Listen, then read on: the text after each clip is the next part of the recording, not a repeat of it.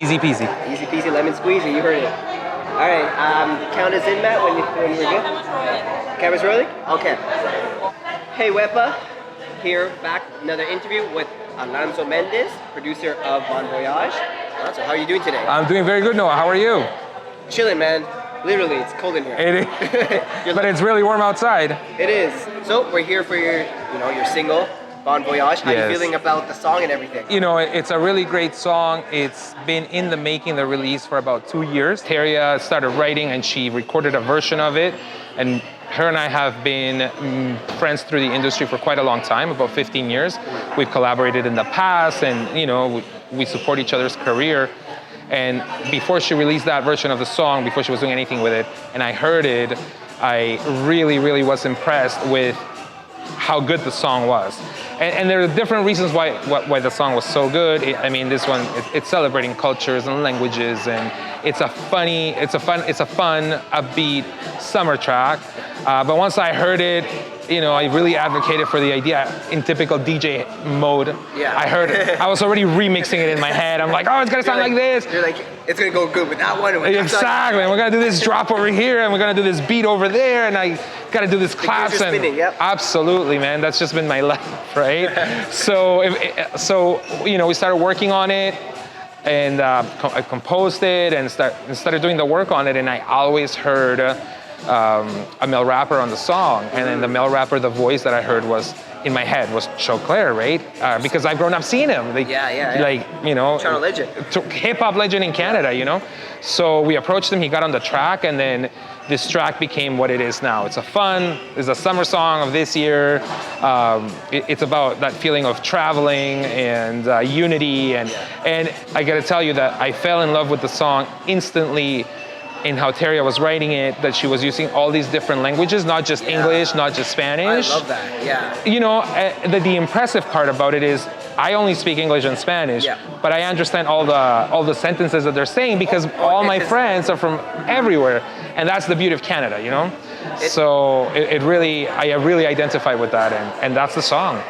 It's amazing that you say that because you know, typically you do hear like the English or Spanish, but you don't ever hear like, you know, the rest of the different types of languages, which is so cool, so super dope that you guys added that. Thank you so much. So diving more deeper into, you know, the process of the song and whatnot, what are some like unique elements that you put into the track that you were like, oh yeah, this for sure. So the way Teria originally envisioned it, I think it was more of a Mediterranean kind of Middle Eastern influenced sort of rhythms. But you know, I love Latin music. I love electronic music, but I'm always influenced by my roots. And when I heard the song, I really heard a little bit more of a Spaniard, you know, type of influence. And that's how it started. It started with a little bit of flamenco-ish kind of feel, and then it just developed into mixing it with electronic elements and different kick drums, playing a different piano line, and you have this song that actually has, now it's so multicultural, it ended up being Latin rhythms infused with Middle Eastern instruments infused with, you know, kind of like the Spanish flamenco type of claps. And I've seen that during the music video too. So it just kind of gelled together, and I think the song is very special because it was effortless in how it gelled together, and usually the easiest and effortless things is because they're meant to happen, right? So it was meant to sound this way. I was just channeling the vibes of the song, and it happened. That's amazing. It just seemed like everything kind of just fell into place. Man, absolutely. So speaking of which, what were some of the challenges and roadblocks that you may have faced during the production of this song? It's the normal challenges in production, right? So this particular song, when we were at the beginning stages of this version of the song, or what this project Bon Voyage became, production-wise, there was over 100 channels, 100 tracks of instruments because the idea was so complex when Teria had brought it and I was throwing in my stuff, and then it was really, the challenge became how to simplify it and then making it sound crisp and making it really good in having all these different instrumentations that you usually wouldn't put together, and rhythms and vibes that you usually wouldn't put together to really create this summer international feeling song that is not only the languages, but the music itself, it's also very international, very multicultural.